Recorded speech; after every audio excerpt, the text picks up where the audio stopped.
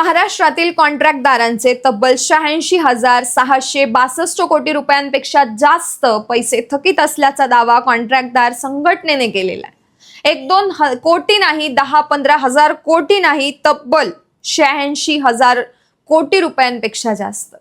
आणि या थकीत बिलांसाठी आता महाराष्ट्रातील कॉन्ट्रॅक्टदार थेट मुंबईतील आझाद मैदानावर आंदोलन करतायत।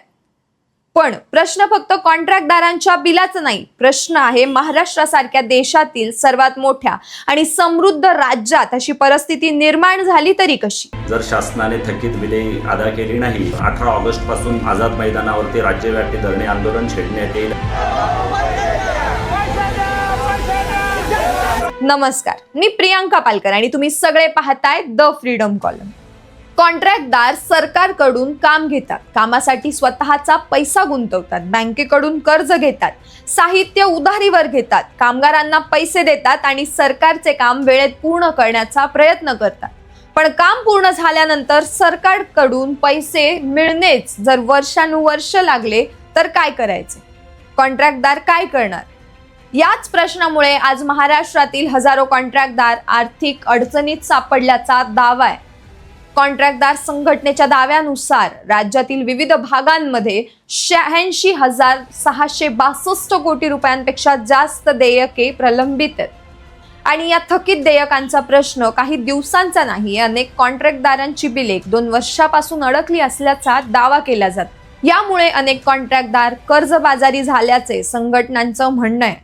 आणि परिस्थिती किती गंभीर झाली आहे याचं उदाहरण म्हणजे सांगलीतील कॉन्ट्रॅक्टदार हर्षद पाटील यांचा मृत्यू। जुलै 2025 मध्ये 35 वर्षीय हर्षल पाटील यांनी टोकाचं पाऊल उचललं।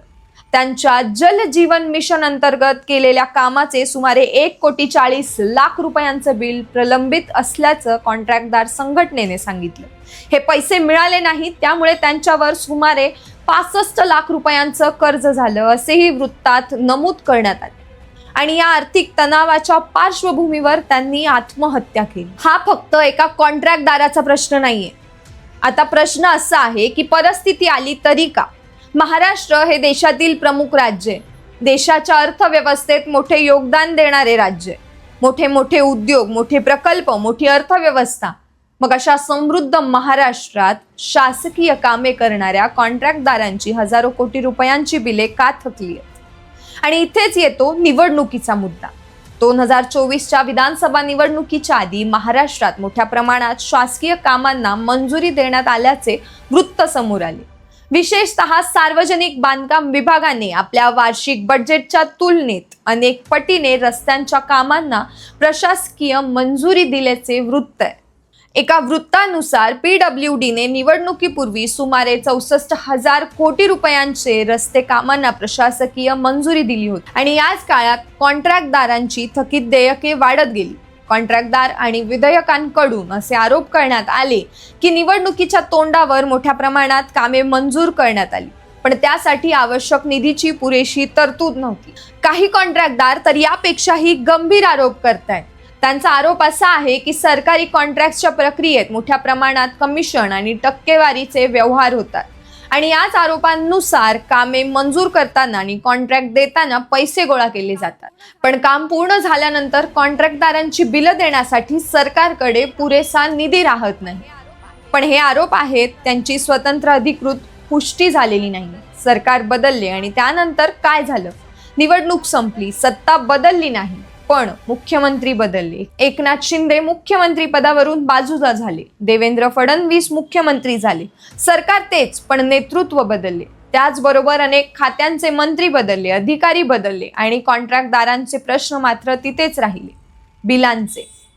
ज्यावेळी कामांना मंजुरी मिळाली त्यावेळी निर्णय घेणारे मंत्री आणि अधिकारी वेगळे, नंतर सरकार बदलले, मंत्री बदलले, अधिकारी बदलले, पण कॉन्ट्रॅक्टदारांचे पैसे ते मात्र अजूनही अडकलेलेच। सरकारची बाजू समजून घेणे महत्त्वाचे। सरकारकडून असे सांगण्यात आले आहे की थकीत देयके टप्प्याटप्प्याने देण्यासाठी अर्थसंकल्पीय तरतूद केली जाते। PWD मंत्री शिवेंद्रराजे भोसले यांनीही थकीत बिले टप्प्याटप्प्याने निकाली काढण्यासाठी अर्थसंकल्पीय तरतूद केली जात असल्याचे सांगितले। पण कॉन्ट्रॅक्टदारांचा प्रश्न आहे, टप्प्याटप्प्याने पैसे देणार असाल तर नेमके कधी? आज उद्या आणखी 1 वर्षानंतर, पण कॉन्ट्रॅक्टदारांचे कर्ज आजच वाढतंय, त्यावरील व्याज आजच वाढते, कामगारांचे पैसे आजच द्यावे लागत आहे. म्हणून कॉन्ट्रॅक्टदार म्हणतात, आम्हाला आश्वासनं नको आहेत, आम्हाला आमची बिलं हवी आहेत. पण या संपूर्ण प्रकरणात सर्वात मोठा प्रश्न म्हणजे, जर सरकारकडे निधी नव्हता तर निवडणुकीच्या आधी एवढ्या मोठ्या प्रमाणात कामांना मंजुरी का देण्यात आली? आणि जर कामांना मंजुरी देण्यात आली होती तर त्या कामांसाठी आवश्यक निधीची तरतूद का करण्यात आली नाही? आणखी एक प्रश्न, सरकार बदलले, मंत्री बदलले, अधिकारी बदलले, पण कॉन्ट्रॅक्टदारांची थकीत बिले का बदलली नाही? 2 वर्षापासून कॉन्ट्रॅक्टदार आर्थिक संकटात असल्याचे सांगितलं जातंय.